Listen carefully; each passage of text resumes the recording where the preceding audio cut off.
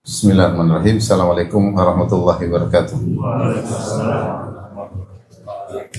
Alhamdulillahi ala ihsani wa syukru lahu ala taufiqihi wa amtinani. Asyhadu an la ilaha illallah wahdahu la syarika lahu ta'ziman li sya'ni. Wa asyhadu anna Muhammadan abduhu wa rasuluhu da'ila ridwani. Allahumma shalli alaihi wa ala alihi wa ashabihi wa ikhwan. Hadirin hadirat yang dirahmati Allah Subhanahu wa taala. Pada kesempatan kali ini kita akan membaca suatu risalah singkat ditulis oleh Syekh Abdul Razak hafizahullah taala. Sebenarnya tulisan ini tulisan terbaru beliau dan ini terkait dengan mungkin fitnah atau kondisi genting yang terjadi di Teluk ya. Adanya peperangan yang terjadi akhir-akhir ini antara beberapa negara ya, yang mungkin kita hanya ikut merasakan sedikit dampaknya ya. Tetapi kalau mereka tentunya mengalami dampak yang sangat jelas ya. Negara-negara Teluk dan sekitarnya. Oleh karenanya beliau menulis suatu risalah judulnya Asyru Wasaya wa Taujihat fi Syada'id wal Mulimmat. 10 wasiat dan arahan-arahan dalam perkara-perkara yang genting ya, yang sulit ya. Meskipun mungkin risalah ini lebih cocok karena memang ditulis untuk penduduk di sana, terutama di Arab Saudi. Tetapi mungkin kita juga bisa mengambil faedah ya dari risalah tersebut ya. Meskipun kita tidak mengalami seperti apa yang mereka alami dan mungkin kondisi berbeda juga antara kita dengan mereka, tetapi saya ingin membacakan aja risalah ini. Semoga ada manfaatnya buat kita semua ya. Taib beliau membuka risalah beliau dengan memuji Allah Subhanahu wa taala dan kemudian bersyahadah ya, dan seterusnya beliau berkata, amma ba'du fa innal khutub al mulimmah wa syada'id al mudlahimmah idza halat bin nas wa nazalat bihim adharat haqa'iqahum. Sungguhnya kalau muncul atau terjadi kejadian-kejadian berat, kejadian-kejadian genting, fitnah-fitnah menimpa manusia, maka kejadian kondisi-kondisi genting ini akan memunculkan hakikat manusia. Wa kasyafat ma'adinahum, dan akan membongkar ya, apa yang tersembunyi selama ini dari hakikat manusia, masyarakat. Wa mayyazat thayyibahum min khabithihim, dan akan terbedakan mana yang baik dan mana yang buruk. Ya, wa hasana min sayyi'ihim wa hadha min hikmatillahi fi ibtila'ihi khalqahu. Dan ini di antara hikmah Allah dalam memberikan ujian kepada para hamba. Ya, di antara hikmah ujian adalah untuk menampakkan mana yang baik dan mana yang buruk. Allah berfirman, liyamizallahul khabitha minat thayyib, agar Allah membedakan antara yang buruk dengan yang baik. Ya. Kalau semua kondisi aman-aman saja, baik-baik saja, maka semuanya akan kelihatan baik. Tapi ketika terjadi peristiwa, terjadi perkara-perkara genting, maka akan kelihatan mana yang baik dan mana yang buruk. Kemudian perkara-perkara yang tadinya tersembunyi akan terlihatkan. Ini akan membela mana, itu akan membela mana, semua akan terlihatkan. Di antaranya dengan sebab adanya ujian. Dan ini terjadi di zaman Nabi SAW. Ketika terjadi perang Uhud, maka kelihatan orang-orang munafik yang sebelumnya mungkin tidak kelihatan atau masih bersembunyi-sembunyi. Namun ketika terjadi perang Uhud semakin kelihatan. Demikian juga ketika terjadi perang Khandaq juga kelihatan. Demikian juga apalagi ketika terjadi perang Tabuk semakin kelihatan. Oleh karenanya kebaikan dan keburukan akan terlihat ketika terjadi fitnah-fitnah. Demikian juga akan ketahuan mana yang imannya kuat dan mana yang imannya lemah. Allah memberikan ujian besar seperti mungkin yang terjadi sekarang, atau ujian pribadi masing-masing orang, tingkat level keluarga atau level pribadi. Kalau sekarang mungkin level negara yang terjadi di sana. Level negara akan terlihat mana yang selama ini benci sama daulah misalnya, atau siapa yang selama ini loyal kepada daulah, akan terlihat. Tapi kalau kita ukuran kita ujian yang menimpa pribadi, person-person, akan terlihat iman kita kuat atau tidak. Makanya Allah mengatakan di antara manusia man ya'budullah ala harf, yang beribadah kepada Allah hanya di pinggiran ya. Fa in asabahu khairun ma'an nabi, kalau mereka dapat kebaikan mereka nyaman. Wa in asabatu fitnatun inqalaba ala wajhihi. Tapi kalau ditimpa dengan fitnah ujian maka akan berbalik. Dia menyangka selama ini iman dia kuat. Ketika dikasih ujian ternyata dia langsung berbalik, suudzon kepada Allah, berburuk sangka kepada Allah, maki-maki sana sini. Ini berarti ibadah dia selama ini bukan di tengah-tengah tapi cuma di pinggiran. Imannya cuma di pinggiran. Karena beliau berkata, hafizahullah taala, wa inna lil imani sahih wal aqidati salimah atharan qawiyan. Sungguhnya iman yang benar dan akidah yang lurus memberi dampak yang kuat. Wa dauran barizan fi taghallub ala syada'id wal mulimmat, dan memiliki peran yang besar. Akidah yang kuat, iman yang benar memiliki peran yang besar dalam mendominasi dalam perkara-perkara yang genting, itu tidak terbawa, tidak tergelincir bersama dengan fitnah. Wal masaib wal mihan, demikian juga musibah-musibah dan ujian-ujian yang menimpa. Wa nawazil wal fitan, peristiwa-peristiwa yang datang. Dzalika anna sahibal imani sahih wal aqidati salimah qad ta'allama min dinihi umuran muhimmah. Hal ini karena orang yang memiliki iman yang benar dan akidah yang lurus sudah belajar tentang agamanya perkara-perkara yang penting. Wa durusan azimatan tu'inuhu ala thabat fil ahwali syadidah, dan sudah belajar mengambil pelajaran-pelajaran yang agung dari sebelumnya yang bisa membantu dia untuk tegar dalam kondisi-kondisi berat. Ini mungkin kalau Syekh sedang berbicara tentang kondisi mereka, tapi saya bilang ini juga cocok buat kita. Yang kita juga masing-masing ada ujiannya. Masing-masing ada ujiannya tidak? Atau enggak ada yang diuji? Ada yang diuji dengan istrinya, benar atau tidak? Ada yang diuji dengan suaminya, benar enggak ibu-ibu? Ada yang diuji dengan anaknya, ada yang diuji dengan mertuanya, ada yang diuji dengan kesehatannya, ada yang diuji dengan keuangannya, ada yang diuji dengan kerabatnya sendiri. Masing-masing punya ujian, dan mustahil orang hidup tanpa ujian. Tapi belajar yang benar, akidah yang benar, iman yang benar memiliki peran dalam bisa mendominasi, yaitu iman yang mendominasi, ya, sehingga tetap tegar dalam ujian-ujian tersebut. Berikut ini adalah sejumlah wasiat-wasiat dan arahan-arahan yang penting terkait dengan bab ini. Aku berdoa kepada Allah semoga ada kebaikan dan bermanfaat bagi kita semua. Kemudian beliau mulai masuk menyebutkan 10 wasiat. Yang pertama, sekali lagi saya bilang ini tulisan terbaru dari Syekh terkait dengan peristiwa yang sedang terjadi di negeri Teluk, ya. Tapi saya rasa ini umum buat kita juga, karena ini bermanfaat buat kita menghadapi ujian kecil maupun ujian besar, ujian tingkat nasional atau tingkat internasional atau tingkat interlokal maupun interlokal atau tingkat pribadi, keluarga maupun pribadi. Wasiatul ula, wasiat yang pertama, husnudzanni billah, tetap berbaik sangka kepada Allah Subhanahu wa taala. Husnudzanni billahi aqidatun yanbaghi 'alal mu'min istihdaruha fi kulli waqtin wa hin. Berbaik sangka kepada Allah adalah suatu akidah yang hendaknya seorang mukmin selalu menghadirkan dalam dirinya dalam setiap waktu. Wa tata'akkadu indal ahdatsil 'azimah wal khutubil jasimah. Kata beliau, seorang berbaik sangka kepada Allah setiap saat, jangan pernah berburuk sangka. Setiap saat, setiap waktu. Tetapi semakin ditekankan untuk berbaik sangka ketika terkena musibah, ketika terkena bencana, ketika terjadi peristiwa-peristiwa besar yang genting dan berbahaya, maka semakin ditekankan untuk berbaik sangka. Wa an Abi Hurairah radhiyallahu anhu anna Nabi sallallahu alaihi wasallam qala, dari sahabat Abu Hurairah radhiyallahu anhu bahwasanya Rasulullah SAW bersabda, "Inna Allah qala," sungguhnya Allah berkata dalam hadis qudsi, "Ana inda dhanni 'abdi bi," aku tergantung persangkaan hambaku kepadaku. In dhanna bi khairan falahu, kalau dia berbaik sangka kepadaku, bagi dia kebaikan tersebut. Wa in dhanna syarran falahu, jika dia berburuk sangka kepadaku, maka bagi dia keburukan tersebut. Dan ini luar biasa, tergantung kita menata hati. Kapan kita berburuk sangka, kayaknya ini bakalan hancur, kayaknya ini Allah akan bikin saya begini, kayaknya ini jadi. Tapi kalau kita berbaik sangka, ini insya Allah ada hikmahnya, insya Allah ada ujian, setelah ini pasti ada keindahan, setelah ini pasti jadi. Tergantung kita menata hati kita. Namun sebagaimana dijelaskan oleh Ibnu Qayyim dalam kitabnya Al-Jawabul Kafi, tidak mudah memang orang berbaik sangka kepada Allah.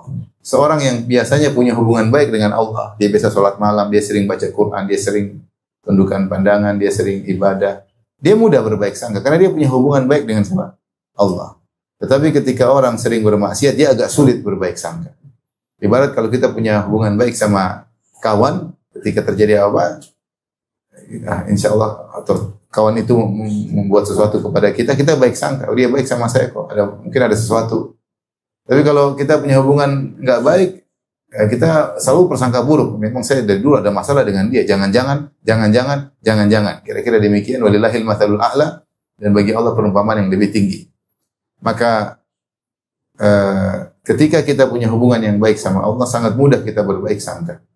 Oleh karena seorang mukmin yang dianugerahi bisa berbaik sangka, dia hendaknya bersyukur kepada Allah. Ya. Alhamdulillah Allah bisa buat saya berbaik sangka kepada Allah. Dia ingat bahwasanya Allah lebih sayang kepada hambanya daripada seorang ibu kepada anaknya. Dia kembali kepada perkara-perkara lampau yang pernah dia alami.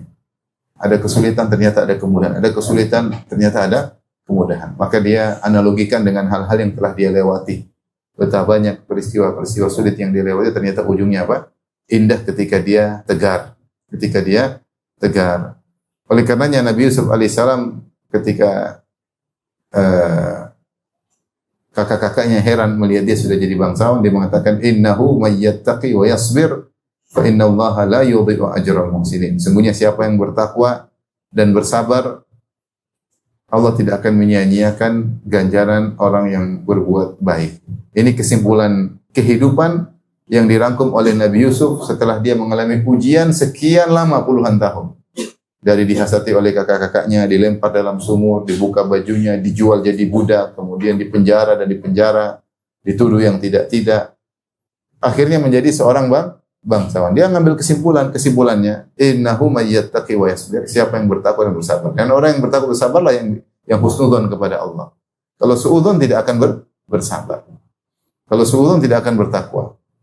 Fa innallaha la yudhi'u ajral muhsinin. Sungguhnya Allah tidak menyia-nyiakan ganjaran bagi orang-orang yang ihsan, yang merasa selalu dilihat oleh Allah dalam segala kegiatannya, tindak tanduknya, perilakunya dan aktivitasnya. Maka kata Syekh, wa husnul dhanni billah yusahibul muslim fi jami' umurihi wa ahwali wa syu'unihi. Hendaknya berbaik sangka kepada Allah menyertai seorang mukmin, seorang muslim dalam segala urusannya. Dalam segala kondisinya senantiasa berbaik sangka kepada Allah hatta akhir lahdatin min hayati, sampai nafas terakhir dalam kehidupannya menjelang kematian hendaknya berbaik sangka kepada Allah. Li'annal khair kullahu biyadillah. Kenapa? Karena kebaikan semua di tangan Allah. Wa tadbiril umur wa tadbirul umuri wa tadbirul umuri kullaha raji'un ilaihi, dan segala pengaturan kembali kepada Allah. Fajami'u ma yarjuhul abdu wa yu'ammiluhu min khairid dunya wal akhirah bi taqdirillah wa tadbiri. Dan semua kebaikan yang diinginkan seorang hamba terkait dengan kebaikan dunia maupun kebaikan akhirat, semuanya di tangan Allah. Tinggal kita berbaik sangka, Allah beri. Tinggal kita berbaik sangka, Allah beri. Jabir bin Abdullah Al-Ansari berkata, sami'tu Rasulullah sallallahu alaihi wasallam qabla mautihi bi thalathati ayyam yaqul. Sebelum Nabi meninggal 3 hari, aku mendengar Rasulullah sebelum meninggal 3 hari pernah bersabda, la yamutanna ahadukum illa wa huwa yuhsinu dhanna billah. Janganlah sesekali seorang pun dari kalian meninggal kecuali dia berbaik sangka kepada Allah Subhanahu wa taala. Saya rasa di antara peristiwa yang paling berat dari seluruh peristiwa adalah sakaratul maut. Lebih mengerikan, lebih genting daripada semua kegentingan yang pernah kita hadapi. Oleh karena ini dalil bahwasanya orang dalam kondisi genting hendaknya berbaik sangka kepada Allah. Dalam hidup ini ada perkara-perkara genting yang kita hadapi. Urusan perdagangan, urusan rumah tangga, urusan banyak. Keamanan, urusan lagi kacauan, terjadi pembunuhan, banyak perkara-perkara genting. Seperti sekarang mereka hadapi perang di antara negara, ya. Ada rudal-rudal yang datang kepada mereka. Dan itu semua masih kalah. Perkara paling genting adalah ketika seorang menghadapi kematian. Kita sakit aja genting atau tidak? Penting, kekhawatiran ketika divonis inilah vonis kekhawatiran, apalagi ketika seorang akan meninggal dunia, ketika tanda-tanda dia sudah tidak bisa bertahan lama dunia sudah kelihatan. Saat itulah paling penting seorang berbaik sangka. Di saat sangat genting hendaknya dia berbaik sangka. Bahkan Rasulullah ingatkan, la yamutanna, jangan sekali-sekali seorang dari kalian meninggal dunia kecuali berbaik sangka kepada Allah Subhanahu wa taala. Ini pelajaran baik kita untuk senantiasa berbaik sangka kepada Allah Subhanahu wa taala. Apa ruginya kita berbaik sangka? Apa ruginya? Tidak ada ruginya. Justru kalau kita berburuk sangka itu kerugian. Berburuk sangka jadi. Berburuk sangka apa? Jadi. Apa yang kita khawatirkan kita buruk sangka maka jadi. Kemudian beliau berkata, wa ahlul imani billahi hum ahlul husni dhanni bihi. Dan orang beriman mereka adalah orang yang suka berbaik sangka kepada Allah. Terutama ketika terjadi perkara-perkara yang besar. Berbeda dengan kaum musyrikin dan kaum orang munafik. Yang Allah Subhanahu wa taala berfirman tentang orang musyrikin dan orang munafik, wa yu'adzibul munafiqina wal munafiqati wal musyrikin wal musyrikati dhannina billahi dhanna saw. Alaihim da'iratus saw. Dan Allah mengazab orang-orang munafik lelaki maupun munafik wanita dan kaum musyrikin lelaki maupun kaum musyrikin wanita yang sifat mereka adh-dhannina billahi dhanna saw, yang mereka berprasangka buruk kepada Allah. Allah sebutkan di antara ciri orang musyrikin dan musyrikat, munafikin dan munafiqat adalah berburuk sangka kepada Allah Subhanahu wa taala. Sebaliknya Allah telah memuji para sahabat Nabi sallallahu alaihi wasallam dan bagaimana mereka berbaik sangka kepada Allah ketika perang Uhud. Ketika bertemu saf kaum mukminin dan saf orang-orang kafir yang dan musyrik kepada Allah Subhanahu wa taala. Maka Allah berfirman, padahal mereka tertimpa musibah dan musibah, kata Allah, "Tsumma anzala 'alaikum min ba'dil ghammi amanatan nu'asan yaghsha ta'ifatan minkum wa ta'ifatun qad ahammathum anfusuhum yadhunnuna billahi ghairal haqqi dhannal jahiliyah." Setelah terjadi apa yang terjadi, sahabat terbunuh 70 orang, Nabi terluka, sampai pasukan kaum muslimin kocar-kacir, maka Allah memberi ketenangan kepada kaum mukminin, kata Allah, "Tsumma anzala 'alaikum min ba'dil ghammi amanatan." Maka nu'asa yaksha ta'ifatan minkum, maka kami turunkan setelah penderitaan yang kalian rasakan keamanan berupa rasa ngantuk yang meliputi sebagian kalian. Jadi para sahabat ditimpa dengan kesedihan, Allah kasih ngantuk. Ngantuk melupakan kesedihan enggak? Jadi keletihan, kesedihan, kegundah gulana, kekhawatiran jadi hilang dengan apa? Ngantuk. Kalau takut bisa tidur enggak? Nggak bisa. Tapi ketika Allah kasih ketenangan, mereka bisa tidur, ngantuk. Sampai sebagian sahabat mengatakan pedangku jatuh-jatuh saking ngantuknya. Setelah itu Allah berfirman, wa ta'ifatan qad ahammatum, sementara kelompok yang lain mereka telah gelisah, mereka sibuk dengan diri mereka, tidak ngantuk sama sekali. Kenapa mereka tidak ngantuk? Kata Allah, yadhunnuna billahi ghairal haqqi dhannal jahiliyah. Karena mereka berprasangka kepada Allah dengan persangkaan buruk, persangkaan jahiliyah. Itu mereka menyangka kaum muslimin bakalan habis, Nabi bakalan mati, akan kalah semuanya, Islam akan selesai. Jadi mereka berburuk sangka kepada Allah Subhanahu wa taala, seakan-akan Allah akan mematikan nabinya, mengalahkan wali-walinya. Kata Abu Talha radhiyallahu anhu, "Ghashinan nu'asu wa nahnu fi masafina yaum Uhud." Ya, kami diliputi rasa ngantuk sedangkan kami sedang di saf pertempuran di perang Uhud. Fa kuntu fi man ghasyiyahun nu'as, dan aku termasuk orang yang ngantuk yauma idzin ketika itu. Faja'ala sayfi yasqutu min yadi wa akhudhu. Pedangku jatuh, aku ambil lagi. Lagi perang, pedang jatuh. Ngantuk lagi. Perang jatuh lagi, ngantuk. Wa yasqutu wa akhudhu, jatuh lagi, aku ambil lagi. Wa ta'ifatul ukhral munafiqun, sementara kelompok lain orang munafik. Laisa lahum hammun illa anfusuhum. Mereka tidak mikirin, mereka mikir diri mereka sendiri. Ajbadu qaumin wa ar'abuhum, mereka paling penakut dan paling takut, paling ketakutan dan paling pengecut dan paling ketakutan. Wa akhdhaluhum lil haqq, dan paling meninggalkan kebenaran. Yadhunnuna billahi ghairal haqqi dhannal jahiliyah. Mereka berprasangka kepada Allah dengan prasangkaan buruk, yaitu prasangkaan orang-orang jahiliyah. Kadzibuhum imanuhum, iman mereka adalah kedustaan mereka. Ahlu syakkin wa ribatin fillah, mereka senantiasa ragu kepada Allah Subhanahu wa taala. Jadi orang-orang beriman demikian, ya. Ketika dalam kondisi genting mereka husnudzon kepada Allah. Demikian juga Allah sebutkan tentang misalnya dalam ketika perang Ahzab. Perang Ahzab tidak kalah dahsyat dengan perang Uhud. Jadi maksud saya, husnudzon ini muncul setelah terjadi kekalahan. Setelah kaum musyrikin masuk kemudian membunuh 70 apa? Pasukan kaum muslimin, kemudian pasukan kocar-kacir, ya. Tetap mereka berbaik sangka kepada Allah. Di antara ada yang berburuk sangka. Contoh lagi ketika perang Ahzab. Perang Ahzab kata Allah Subhanahu wa taala, "Ya ayyuhalladzina amanu dzkuru ni'matallahi 'alaikum idz ja'atkum junudun farsalna 'alaihim rihan wa junudun lam tarawha. Wa kana Allah bima ta'maluna basira." Idz ja'akum min fawqikum. Wahai orang beriman, ingatlah nikmat yang Allah berikan kepada kalian ketika datang pasukan menyerang kalian. Lalu Allah bela kalian dengan mengirim angin dan mengirim malaikat yang kalian tidak lihat. Sungguhnya Allah Maha melihat apa yang kalian lakukan. Idz ja'akum min fawqikum. Kita bayangkan kondisi ketika itu. Ketika datang pasukan dari atas kalian, wa min asfala minkum, dan dari bawah kalian. Itu dari atas, yaitu dari utara 10.000 pasukan.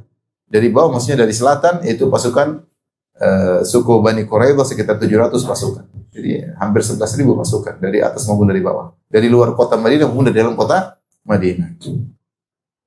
Wa idz zaghatil absaru wa balagatil qulubul hanajir. Ketika pandangan kalian sudah tidak bisa stabil dan jantung kalian sudah sampai ke kerongkongan. Itu para sahabat mengalami kekhawatiran luar biasa karena pasukan yang datang begitu dahsyat. Kata Allah, wa tadhunnuna billahi dzununa, dan kalian berprasangka dengan berbagai macam prasangka. Ditafsirkan oleh para ulama seperti Al-Qurtubi, Ibnu Katsir. Lainnya itu ada banyak prasangka ketika itu. Kaum mukminin berprasangka baik, kaum munafikin yang ada dalam barisan kaum mukminin berprasangka buruk. Mereka prasangka ini bakalan habis. Mau bagaimana lagi? Dikepung atas bawah. Kata Allah, hunalika butuliyal mu'minun wa zulzilu zilzalan syadida. Di saat itulah kaum mukminin diuji dan digoncang dengan segoncang-goncangnya. Apa yang terjadi? Kata Allah, falamma ra'al mu'minul ahzaba qalu hadza ma wa'adana Allah wa rasuluhu wa sadaqa Allah wa rasuluhu wa ma zadahum illa imanan wa taslima. Ketika kaum mukminin melihat pasukan sudah muncul depan mata 10.000 pasukan, mereka berkata, hadza ma wa'adana Allah wa rasuluhu, ini yang telah dijanjikan oleh Allah dan Rasulnya, bahwasanya akan ada ujian. Wa sadaqallahu wa rasuluhu, dan sungguh benar Allah dan Rasulnya. Wa ma zadahum illa imanan wa taslima, dan semakin bertambah iman mereka dan semakin bertambah pasrah mereka kepada Allah. Tawakal mereka semakin bertambah. Jadi orang beriman seperti itu, ketika datang ujian ya sudah. Mereka semakin bertawakal kepada Allah, semakin berbaik sangka kepada Allah Subhanahu wa taala. Lihatlah bagaimana Nabi Yakub alaihissalam, ini tadi ujian dalam taraf negara. Ada ujian dalam taraf person pribadi-pribadi seperti Nabi Yakub alaihissalam ketika kehilangan Nabi Yusuf. Nabi Yusuf hilang, setelah itu Binyamin hilang juga, dituduh mencuri, kemudian dipenjara. Kemudian kakak mereka ada yang tidak mau pulang.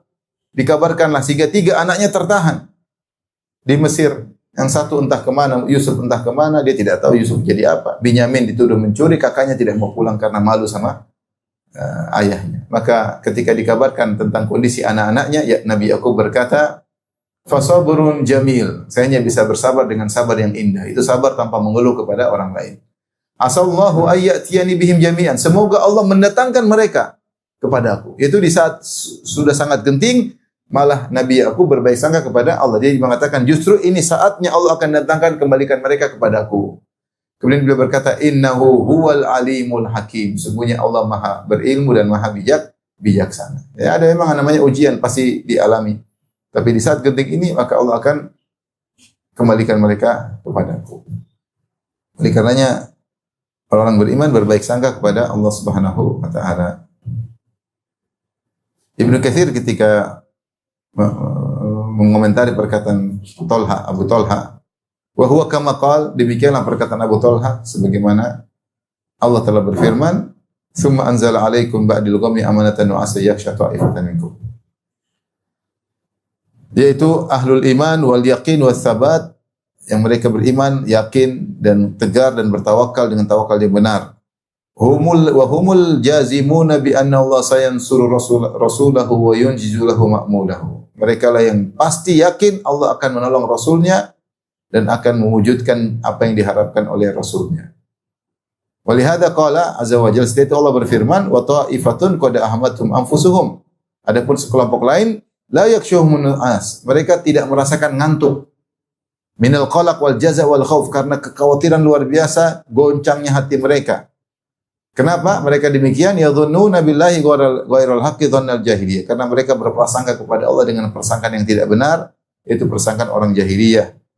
Kemudian Ibnu Katsir berkata, "I'taqadu annal musyrikin lamma dhaharu tilka sa'a annahal faisalah." Mereka menyangka ketika kaum musyrikin sempat mengalahkan kaum mukminin ketika itu, di mana 70 orang meninggal, ini adalah akhir dari Islam. Ini akan habis binasa kaum muslimin. Wa annal Islam qad bada wa ahluhu. Islam akan hancur dan orang Islam juga akan hancur. Hadza sya'nu ahli raib wa syakki idza hasala amrun min al-umuril fadhi'ah. Demikianlah kondisi orang-orang yang selalu ragu jika terjadi perkara-perkara genting, mereka selalu berprasangka buruk kepada Allah Subhanahu wa taala. Maka Syekh Abdul Razak Fidullah berkata, wa rugma idhamil ghammi wal karbi alladhi nazala bi, meskipun betapa berat penderitaan yang mereka alami ketika perang Uhud, dikepung dan banyak yang meninggal dunia, kanu ahla husni dhanni billahi wa thiqatin bi, mereka tetap berbaik sangka kepada Allah, bahwasanya Allah akan menolong wali-walinya dan akan memuliakan agamanya dan akan memenangkan mereka di atas musuh mereka. Fanqalabu bi ni'matin minallahi wa fadlin. Akhirnya mereka kembali dengan penuh kenikmatan dari Allah dan kemuliaan. Lam yamsasum su'un, dan mereka tidak ditimpa dengan keburukan. Wattaba'u ridwanallah, dan mereka mengikuti ridha Allah. Wallahu dzu fadlin azim, dan Allah lah pemilik karunia yang besar. Ibnu Qayyim berkata rahimahullah, wa kullama kana al-'abdu hasanadh dhanni billah hasanar raja' lahu. Maka jika seorang hamba semakin dia berbaik sangka kepada Allah, semakin berbaik harapan kepada Allah, sadiqat tawakkuli alaihi, dan benar-benar bertawakal kepada Allah, fa innallaha la yukhayyibu amalahu fihi albattah. Sungguhnya Allah tidak akan menyia-nyiakan harapannya sama sekali. Fa innahu subhanahu la yukhayyibu amala amilin. Allah tidak akan menyia-nyiakan harapan seorang yang berharap. Wa la yudhi'u amala amilin. Dan Allah tidak akan menyia-nyiakan amal seorang yang beramal. Masalahnya tinggal kita kuatkan tawakal, kuatkan keyakinan, berbaik sangka kepada Allah. Jangan ragu-ragu. Kalau kita imannya kurang kuat, tawakalnya ragu-ragu, antara berbaik sangka dan berburuk sangka, maka sering harapan kita sia-sia dan tidak terwujudkan. Tinggal seorang berbaik sangka kepada Allah Subhanahu wa taala. Maka ini wasiat pertama, saya rasa kita perlu semua, karena setiap kita ada ujian masing-masing. Siapa yang berbaik sangka, dia yang bahagia. Meskipun ujian sebesar apapun, dia berbaik sangka. Memang begini, memang Allah menghendaki demikian. Sabar, pasti ada hikmahnya. Di balik ini pasti ada keindahan. Sabar pasti happy ending. Selalu begitu. Sehingga kita tidak gelisah, tidak stres, tidak. Nah, ini kalau ada mukmin stres, ini kayaknya nggak benar mukminnya. Stres. Berarti dia tidak bisa berbaik apa? Sangka. Tidak bisa berbaik sangka. Kena masalah, kemudian mulai rambutnya berguguran. Mulai ini berarti stres. Jangan stres. Dekat sama Allah Subhanahu wa taala. Ujian pasti menimpa. Mau lari kemanapun, kalau waktunya ujian pasti ujian. Taib al-wasiyatu tsaniyah, sekarang wasiat yang kedua, al-iltija'u ila Allah wal i'tisamu bihi. Bersandar kepada Allah dan berpegang teguh kepada Allah Subhanahu wa taala. Di zaman, kata beliau hafizahullah taala, di zaman kegelisahan dan peristiwa-peristiwa besar, peristiwa-peristiwa genting, hendaknya seorang muslim kembali kepada Allah, berpegang teguh kepada Allah dan mengikhlaskan agamanya hanya untuk Allah. Kemudian fokus kepada Allah dengan menjaga ketaatan kepada Allah. Dan benar-benar serius untuk menghindarkan diri dari perkara-perkara yang haram. Dengan cara inilah paling mudah diraih ketenangan. Kalau dalam kondisi sulit, orang kan kadang-kadang masalah dia malah, misalnya ribut sama istrinya, malah kemana? Ke panti pijat, benar nggak? Panti pijat. Lagi masalah kemudian nonton film. Lagi masalah minum khamar. Ini tidak benar.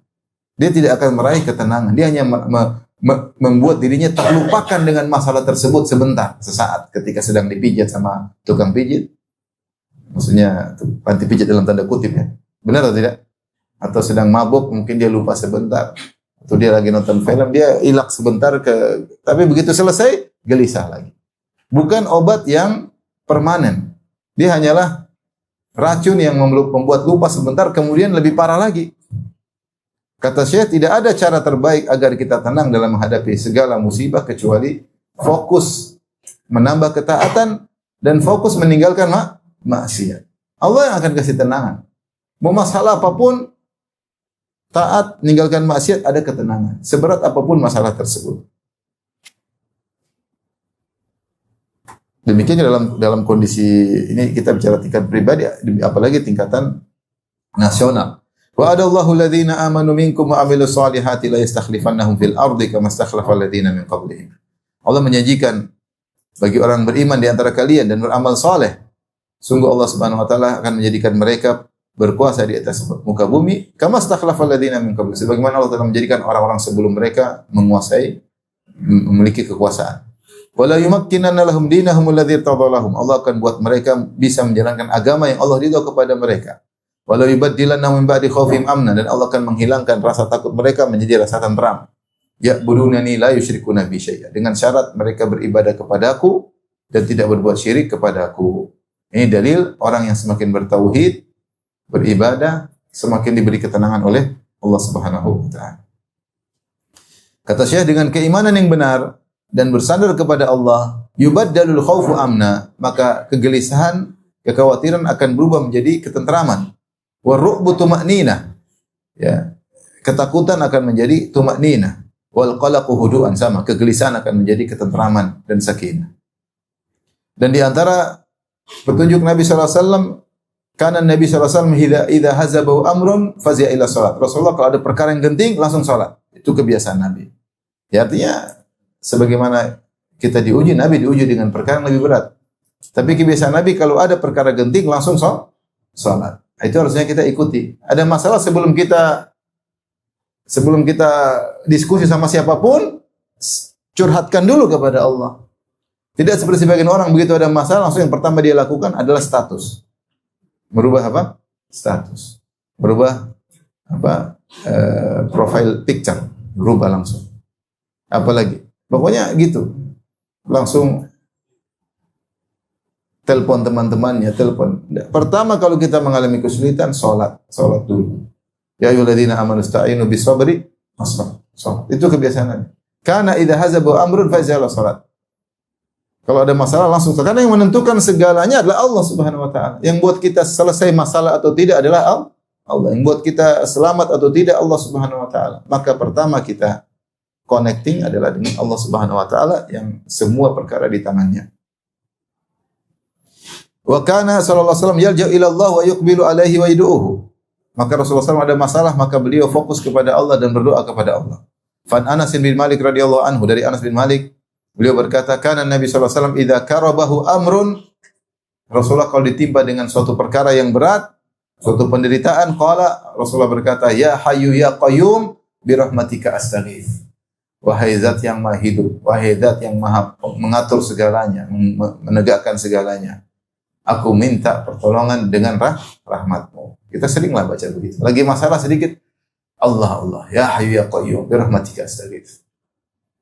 Fasli sya'ni kulla wa la takilni sutarfalan. Ya Allah, perbaiki segala urusanku. Aku adalah hamba yang lemah. Jangan serahkan urusanku kepada diriku. Siapa ini? Saya ini siapa ya Allah? Tidak bisa apa-apa. Ana bika wa ilaik. Aku hanya bisa tegak karena Engkau dan kepada Engkau aku kembali. Rasulullah demikian. Demikian juga wa kana sallallahu alaihi wasallam yaqulu indal karb. Rasulullah SAW berdoa ketika atau berzikir ketika dalam kondisi genting. La ilaha illallahul azimul halim. La ilaha illallah rabbul arsyil azim. La ilaha illallah rabbus samawati wa rabbul ardi wa rabbul arsyil karim. Coba kita sering hafal doa ini, zikir ini. La ilaha illallah, coba ulang. La ilallahul azimul halim. La ilaha illallah. Pertama isinya tauhid. La ilaha illallah, terus kita katakan al-azim al-halim. Tidak ada sembah yang berhak disembah kecuali Allah. Dialah Allah al-azim al-halim, yang maha agung dan maha bijak. Al-halim. Kemudian la ilaha illallah rabbul arsyil azim. Tidak ada sembahan yang disembah. Jadi bertauhid. Maksudnya kalau orang lagi susah, ingat tauhid. La ilaha illallah rabbul arsyil azim.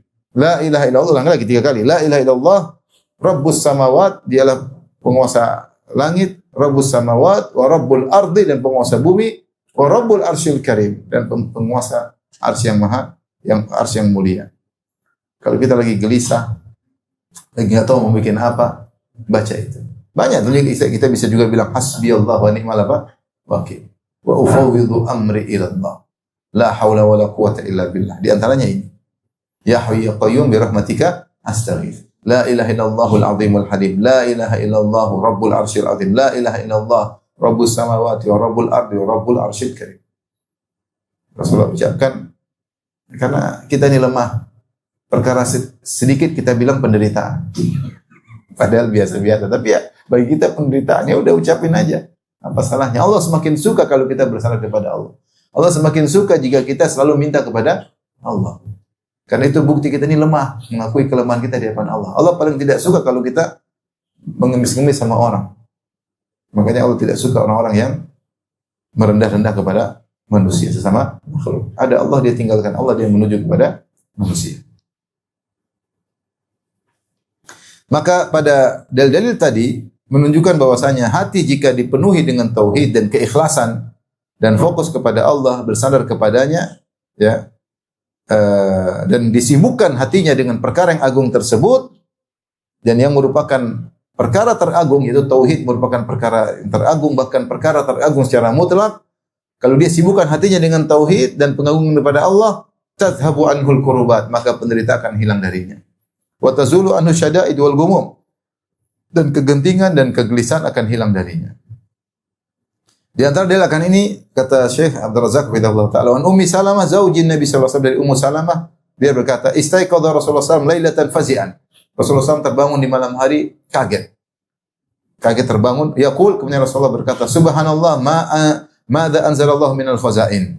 Maha suci Allah, betapa banyak khazain, itu kenikmatan-kenikmatan yang Allah turunkan.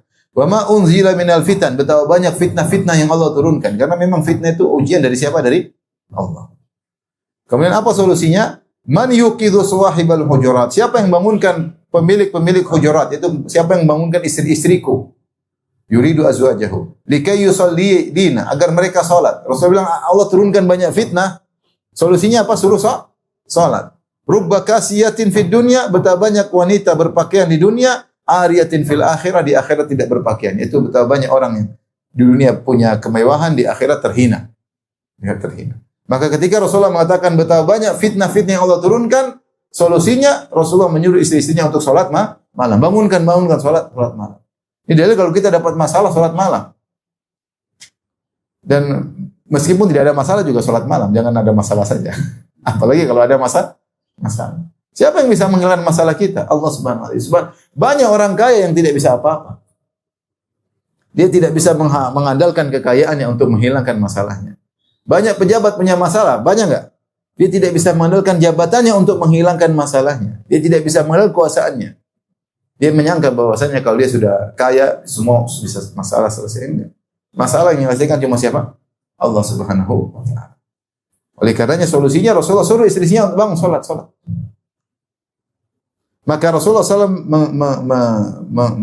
mengarahkan kepada untuk beribadah kepada Allah, taat kepadanya. Ya. Allah telah berfirman, "Wa man ya'tasim billah", siapa yang bersandar kepada Allah, faqad hudiya ila siratim mustaqim, maka dia telah diberi petunjuk kepada jalan yang lurus. Demikian juga Rasulullah suruh banyak beribadah. An Ma'qil bin Yasar radhiyallahu anhu anna Nabi sallallahu alaihi wasallam qala, "Al-ibadatu fil harji ka hijratin ilayya." Beribadah di masa-masa fitnah seperti hijrah kepadaku. Wal harju huwa ikhtilatu umurin nas. Adapun al-harju, ya, adalah terjadinya perkara yang rancu, kacau, usulul fitan, terjadi fitnah, wal qalaqil, kegoncangan, kegelisahan, pembunuhan, dan munusyubil mihan, yaitu terjadi ujian-ujian, maksudnya kondisi yang carut marut, fitnah. Maka yang terbaik adalah beribadah, dan ibadah ketika di masa-masa seperti itu pahalanya seperti hijrah kepada Nabi sallallahu alaihi wasallam. Bayangkan hijrah kepada Nabi luar biasa, dari Mekah menuju Madinah. Kata Syekh, bisa jadi sebab kenapa ibadah di musim-musim fitnah pahalanya sangat besar.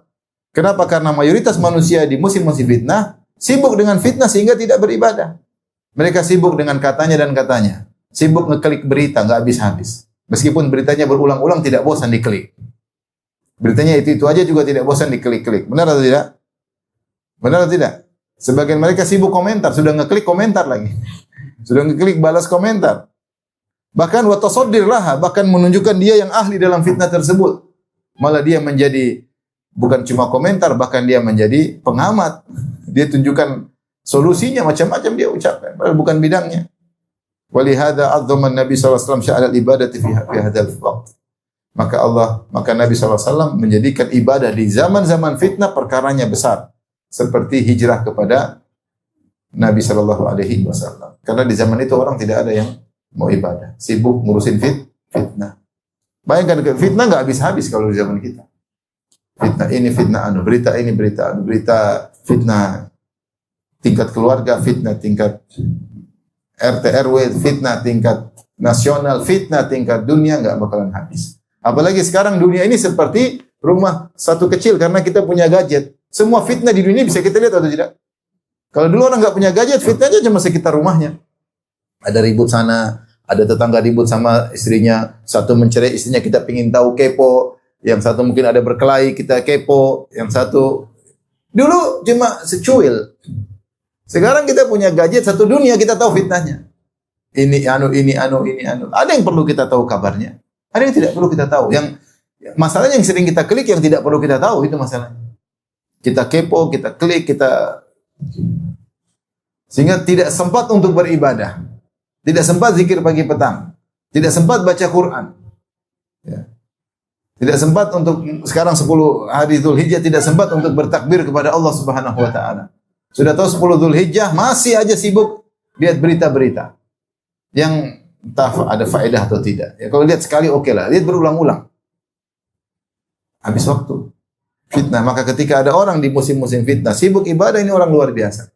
Sebagian ulama menafsirkan kahijratin ilayya, seperti hijrah kepadaku, karena orang hijrah itu meninggalkan kenikmatan demi untuk Allah Subhanahu wa taala. Seperti sahabat yang meninggalkan kampung halamannya, meninggalkan hartanya untuk para nabi.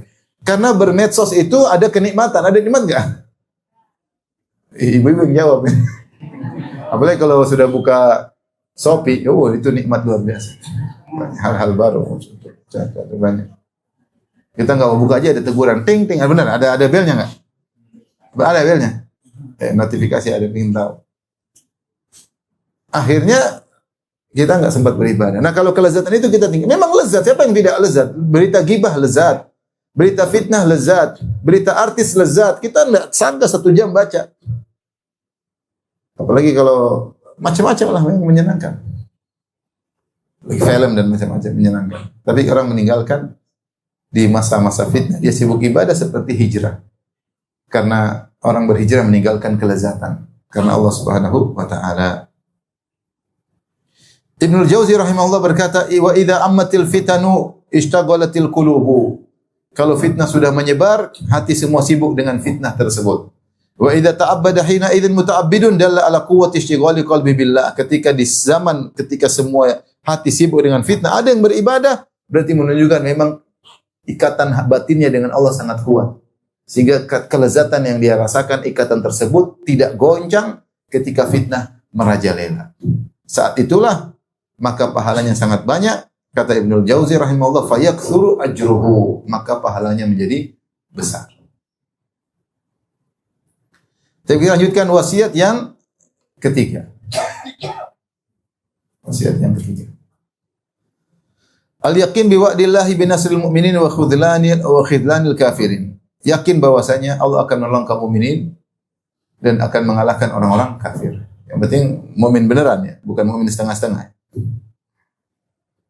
Faqad takaffala Allahu bi nasri ahli iman. Allah telah menjamin akan menolong orang-orang beriman dan akan menjaga pemeluk Islam. Dan Allah telah menjamin tersebut, menjanjikan tersebut dalam kitabnya. Dan janji Allah pasti benar. Dan perkataan Allah benar. Maka akibat ujungnya adalah kemenangan. Dan kesudahan yang indah bagi orang beriman. Dan kehinaan bagi orang-orang kafir. Dan itu pasti terjadi. Allah berfirman, "Ya ayyuhalladzina amanu in tansurullaha yansurkum wa yutsabbit aqdamakum." Wahai orang beriman, tolonglah Allah, maka Allah akan menolong kalian. Apa maksudnya tolonglah Allah? Bela agama Allah. Tegakkan agama Allah, tegakkan syariat Allah, tinggalkan maksiat. Namanya tolong Allah, tidak butuh ditolong. Maksudnya tolong di sini maksudnya tolonglah agama Allah. Ya seperti firman hadis Nabi, "Ihfadillaha yahfadka." Jagalah Allah. Maksudnya apa? Jaga syariat Allah. Tapi kalau kaum mukminin tidak menolong Allah, tidak menolong agama Allah, malah musuhan terhadap syariat Allah, benci dengan syariat Allah, gimana mau ditolong? Bagaimana ditolong? malah musuhan dengan syariat Allah. Dengan syariat Allah dianggap sebagai penghambat. Syariat Allah yang dikatakan sebagai faktor kemunduran. Maka bagaimana mau ditolong oleh Allah? Bagaimana ditolong Allah seorang terus bermaksiat kepada Allah? Dia sedang terkena musibah, dia maksiat terus. Bagaimana mau ditolong oleh Allah Subhanahu wa taala? Bagaimana mau tenang? Allah berfirman, "In tansurullah," kalau kalian tolong Allah, yansurkum. Allah akan tolong kalian. Wa yutsabbit aqdamakum, kalau kalian dalam peperangan, Allah akan kokohkan kaki-kaki kalian. Walladzina kafaru fata'sal lahum wa dhalla amalan. Adapun orang-orang kafir celaka mereka dan Allah akan menyia-nyiakan amalan mereka. Kata Nabi SAW, dan Allah berfirman, "Wa man nasru illa min indillah." Tidak ada pertolongan kecuali dari sisi Allah, Al-Aziz, yang Maha Perkasa dan Maha Bijak, Al-Hakim. Kata Allah, "Wa la yansurannallahu man yansuruh." Allah akan menolong siapa yang menolongnya. Innallaha laqawiyyun aziz. Sesungguhnya Allah Subhanahu wa taala Maha kuat lagi Maha Perkasa. Jadi Allah pasti menolong orang mukmin, tapi kita harus melakukan sebab pertolongan tersebut, itu beriman dengan iman yang benar. Kalau kita tidak bisa skala nasional seperti itu, paling tidak skala keluarga, skala pribadi, seorang berusaha untuk beriman dengan iman yang benar. Ya. Makanya Nabi SAW mengatakan, "Idza taraktumul jihad," kalau kalian meninggalkan jihad, wa tabatum adnabal baqar, kalian mengikuti ekor-ekor sapi, yaitu sibuk dengan dunia. Kemudian waraditum bizara, kemudian senang dengan cocok tanam. Kemudian tabayatum bil inah, kemudian kalian melakukan praktek riba dalam jual beli. Maka Allah akan membuat kalian, sallallahu alaikum zullan, Allah akan memberikan kehinaan pada diri kalian. Jadi kalau mau ingin ditolong, ya iman yang benar. In tansurullaha yansurkum. Jika kalian menolong Allah, Allah menolong kalian. Ihfadillaha yahfadka. Jika kalian menjaga Allah, Allah akan menjaga kalian. Nah, kita mulai dari keluarga. Kita mungkin bicara muluk-muluk, kita siapa, nggak bisa memberi keputusan, nggak bisa mengatur masyarakat yang besar. Paling tidak kita sendiri. Berumah yang benar. Jangan sampai istri nonton apa? Film Korea. Mami nonton Korea, kok nggak ngajak-ngajak? Nah, bahaya. Ini bahaya, hancur semuanya. Ingat, tak boleh. Takwa sama Allah. Kita hidup tidak gampang. Kita tahu depan sana banyak ujian dan musibah. Hidup cuma sebentar. Kita mati selesai urusan. Jangan begitulah. Anak-anak kasihan. Kau kira maksiatmu hanya untuk dirimu? Maksiatmu berpengaruh pada aku dan juga pada anak-anakku. Maksiat berpengaruh pada masa depan kita. Di dunia maupun di akhirat. Nasihati. Ibu-ibu berhenti menonton film Korea, ibu-ibu ya. Ibu-ibu nggak pernah Ustadz, yang benar. Semua film-film bukan Korea aja. Film Korea, film layangan sambung, pokoknya semua. Nggak usah gitu. Sibuk baca Quran, ngaji, baca Quran, ngurus suami. Kebanyakan nonton suami nggak diurus. Benar nggak ibu-ibu? Banyakan kumpul-kumpul suami tidak diurus. Kasihan suaminya penampilan jelek, baju bau, kemudian tidak pakai parfum. Lihat sunnahnya Nabi, Aisyah kalau Nabi pergi, Aisyah yang parfumin. Aisyah yang sisirin rambutnya. Ibu-ibu mana? Benar ibu kalau suami pergi di parfumin? Suami di rambutnya disisirin? Benar nggak ibu-ibu? Enggak ada rambutnya. Ya. Makanya ini Syekh bicara tentang skala nasional. Ini kan kejadian di negara sana, lagi perang, lagi rudal datang, lagi banyak isu. Dia bicara nasional. Ini mungkin kita ambil faedah untuk skala pribadi.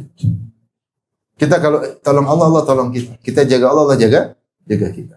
Kata Allah tajidu jihad. Musibah akan terjadi. Banyak masalah rumah tangga terjadi. Kenapa tidak semua kompak? Ada satu yang nakal, jadinya rusak.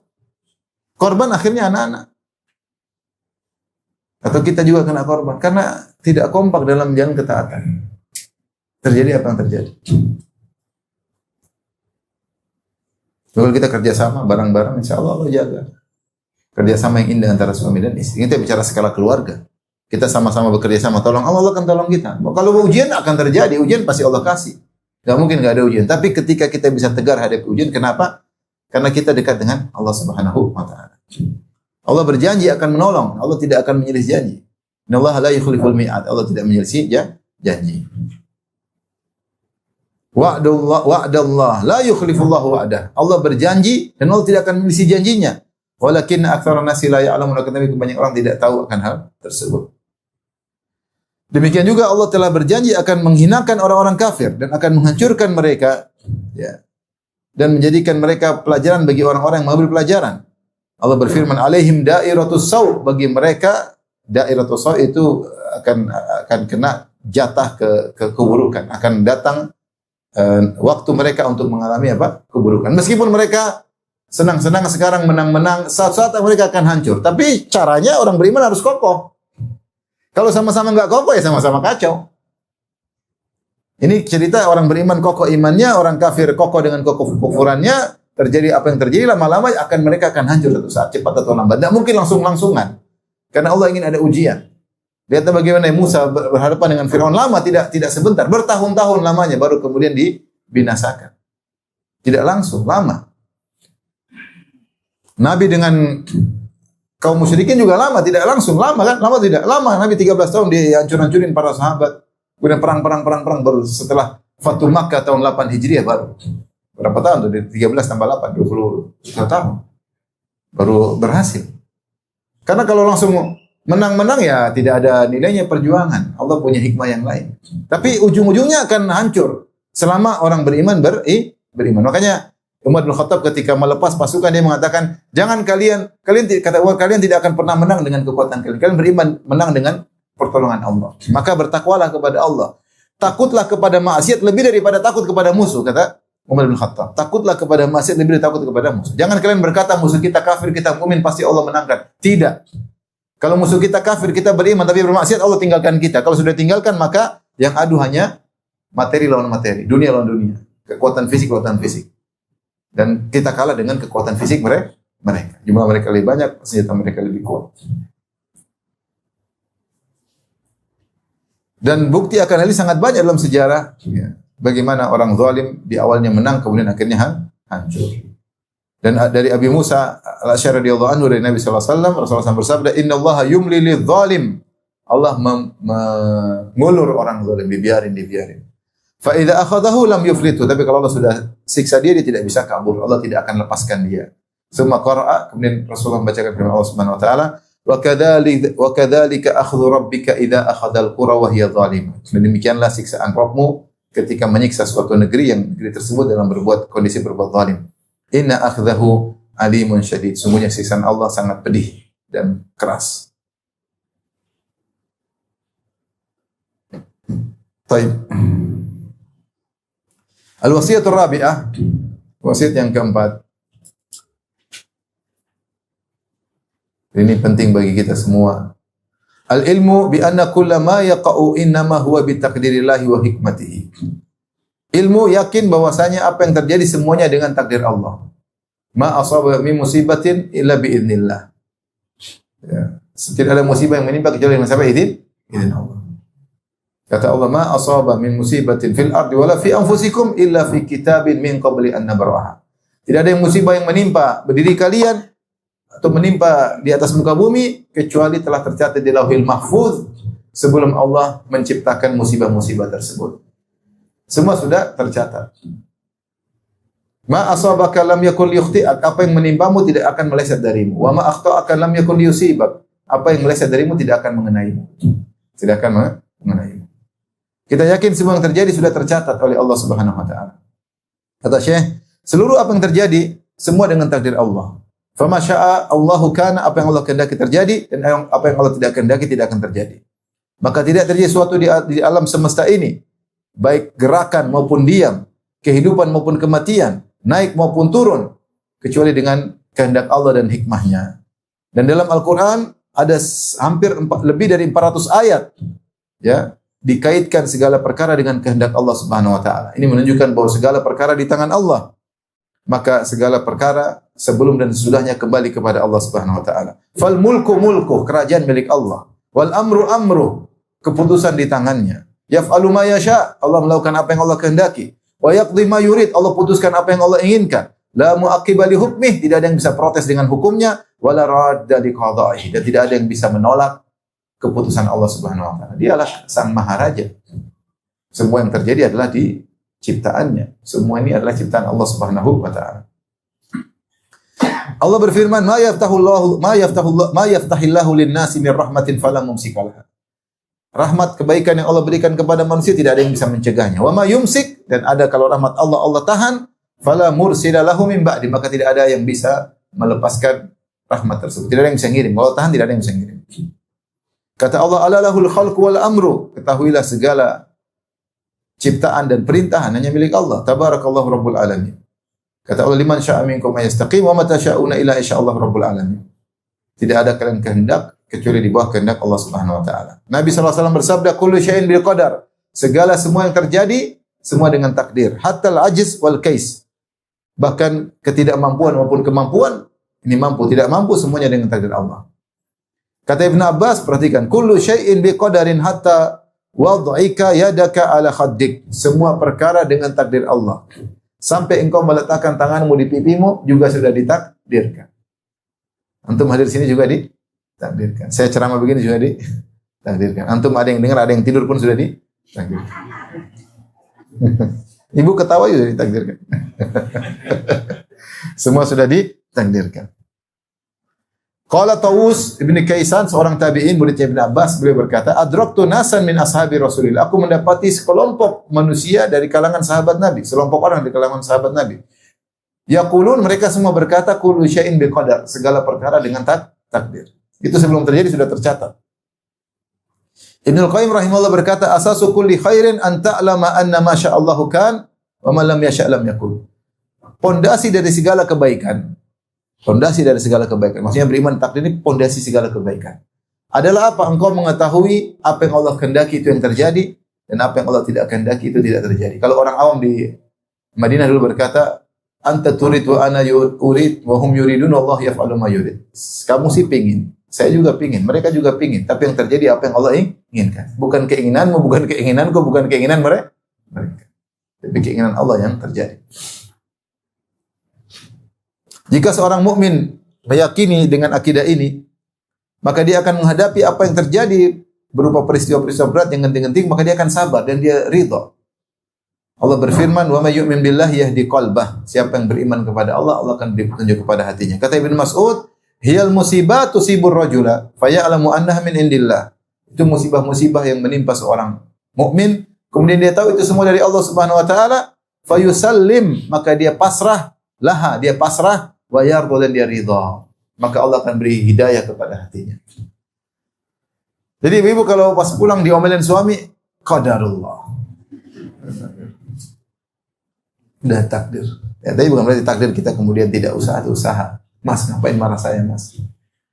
Semua terjadi dengan takdir. Banyak hal yang kita memang hidup, kita ini hidup untuk diuji atau untuk disenang-senangin. Kita hidup ini untuk diuji atau bukan?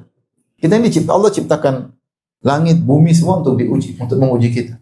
Untuk menguji kita. Tabarakalladzi biyadihil mulk wa huwa ala kulli syai'in alladzi khalaqal mauta wal hayata liyabluwakum. Dia yang telah menciptakan hidup dan kematian untuk menguji kalian. Inna ja'alna ma'alal ardi zinatan laha linabluwahum. Kami jadikan di atas muka bumi ini perhiasan untuk menguji mereka. Mana di antara mereka yang amal yang terbaik.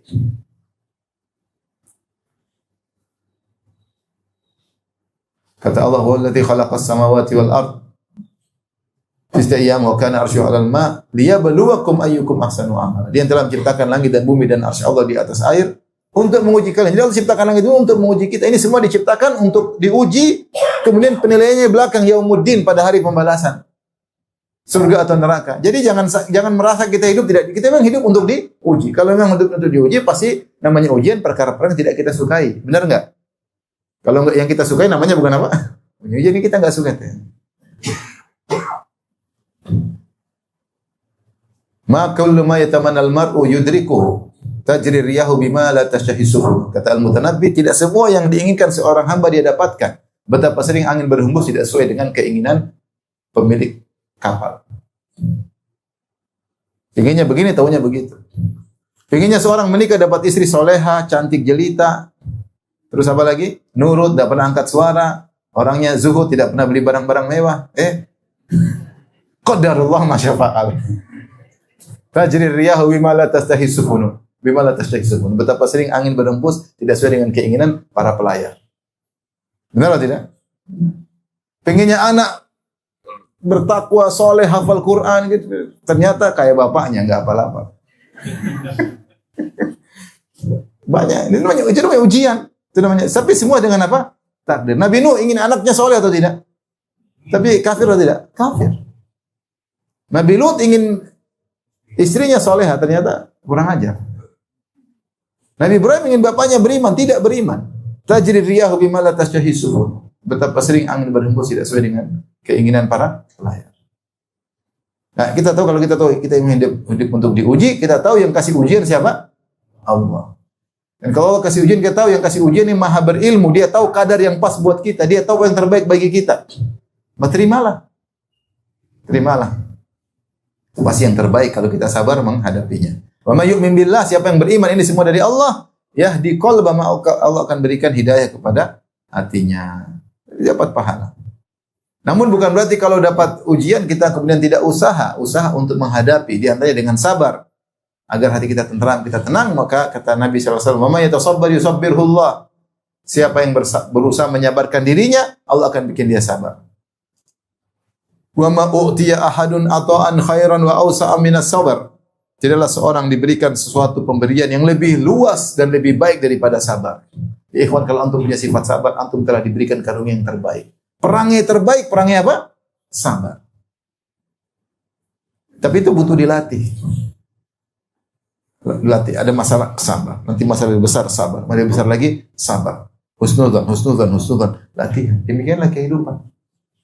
Jangan pikir antum lolos dari ujian. Tidak akan lolos dari ujian. Semakin antum beriman, semakin banyak apa? Ujian. Semakin banyak ujian. Semakin ujian, semakin berat. Semakin beriman. Kata Syekh Abdul Razzaq hafizahullah ta'ala, fa'alal mu'min an yastahdhira anna ma yahsulu minal fitan wal ahdath wasyada'id innama huwa biqadarillah. Seorang mukmin harus yakin bahwasanya apa yang menimpa, apa yang terjadi berupa fitnah-fitnah, peristiwa-peristiwa seperti sekarang peperangan-peperangan, semua dengan takdir Allah. Wa waqi'un bi hikmatihi, semua dengan hikmah Allah Subhanahu wa taala. Imtihanan linnas, bagi ujian bagi manusia, wa ibtilaan lahum, sebagai cobaan bagi mereka. Allah berfirman, "Am hasibatum an tadkhulul jannata wa lamma ya'lamillahu alladhina jahadu minkum wa ya'lamas sabirun." Apakah kalian menyangka akan masuk surga sementara Allah belum tahu di antara kalian siapa yang berjihad dan siapa yang sabar di antara. Allah ingin lihat mana yang sabar, mana yang berjihad. Kalian merasa masuk surga gampang? Enggak. Am hasibatum an tutraku wa lamma ya'lamillahu alladhina jahadu minkum wa lam yattakhidhu min dunillahi wala rasuli wal mu'minina walija. Allah khabir ma ta'mal. Apakah kalian menyangka masuk surga kalian dibiarkan saja tidak diuji? Tentu tidak, harus diuji. Wala nabluwannakum hatta na'lamal mujahidin minkum was-sabirin. Kami akan menguji kalian sampai kami tahu mana yang berjihad dan mana yang sabar. Wal hayatu kulluha medanun ibtila. Perkataan tidak ada Syekh Abdul. Kata beliau, wal hayatu kulluha medanun ibtila'in. Namanya kehidupan ini seluruhnya adalah medan ujian. Wa darum imtihan, kita sedang hidup di negeri ujian. Kalau enggak pengen diuji, mati. Supaya masuk surga. Kalau pengen hidup, pasti masih diuji. Kalau udah mati, kita dapat pembalasan, baik atau buruk. Kalau dapat kebaikan, sudah nggak ada ujian lagi, selesai. Dapat buruk, ya diuji melulu. Kalau selama di dunia ini, kita sedang hidup di daru imtihan. Sedang hidup di negeri ujian. Memang kita diciptakan untuk diuji. Makanya Allah ciptakan iblis. Ciptakan iblis. Kenapa Allah ciptakan iblis? Supaya untuk jadi bahan apa? Ujian. Karena ada iblis, akhirnya ada Netanyahu. Gara-gara ada iblis, akhirnya ada Donald Trump. Kalau nggak ada Donald Trump, nggak ada, semuanya ngaji. Makanya, ya udah, memang Allah ciptakan kita untuk diuji. Mau hidup nggak diuji, nggak bisa. Ujian terkadang tidak kita duga-duga dari orang terdekat kita. Orang diuji dengan anaknya, diuji dengan istrinya, diuji dengan suaminya, diuji dengan muridnya, diuji dengan gurunya, macam-macam. Diuji dengan mertuanya, diuji dengan ibunya sendiri. Ada nggak orang diuji ibunya? Ada. Diuji dengan teman dekatnya, diuji dengan partner bisnisnya, ternyata kurang ajar, pengkhianat, ya itulah ujian namanya. Datang ujian dari arah yang dia tidak sangka-sangka. Ujian. Subhanallah. Itulah kehidupan. Semua bilang qadarullah. Semua sudah takdir. Ada hikmah di balik itu semua. Faminhum wan nasu fiha laisu sawaan, dan manusia dalam menghadapi ujian tidak sama. Faminhum man ya'budullah ala harfin, di antara mereka ada yang beribadah di pinggir-pinggir. Fa in asabahu khairun ma'an nabi, kalau dapat kesenangan nyaman, kayaknya rajin ibadah.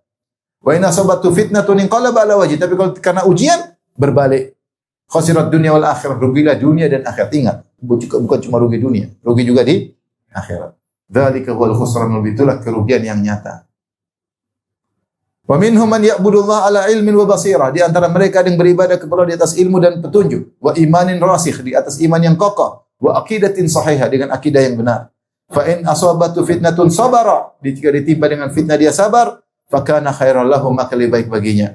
Wa in asabathu ni'matun syakar, kalau diberi kenikmatan dia bersyukur, fa kana khairan lahu, dan itu baik baginya. Wa hadza la yakunu li ahadin illa lil mu'min, ini tidak mungkin kecuali yang hanya pada orang mukmin. Fa amruhu kulluhu khair, maka perkara seluruhnya baginya adalah baik bagi orang mukmin. Wa ahluhu wa ahwaluhu kulluha hasanatun thayyibatun, kondisinya selalu baik dan indah. Wa awaqibuhu kulluha hamidah, dan kesudahannya selalu terpuji. Wal aqibatu lil muttaqin, dan kebaikan kesudahan terbaik hanya untuk orang-orang yang bertakwa.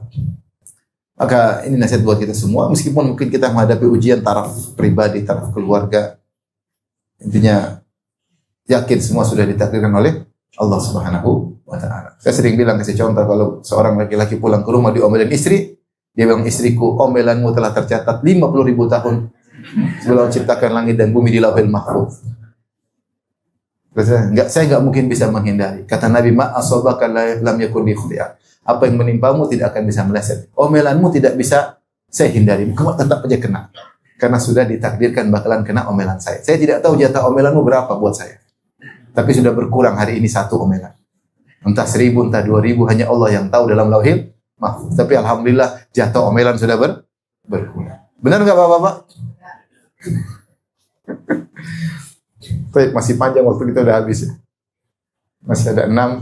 Mudah-mudahan di kesempatan yang lain. Ini sih mudah-mudahan yang bisa kita amalkan. Wallahu ta'ala alam bisawab. Ini saja yang saya sampaikan.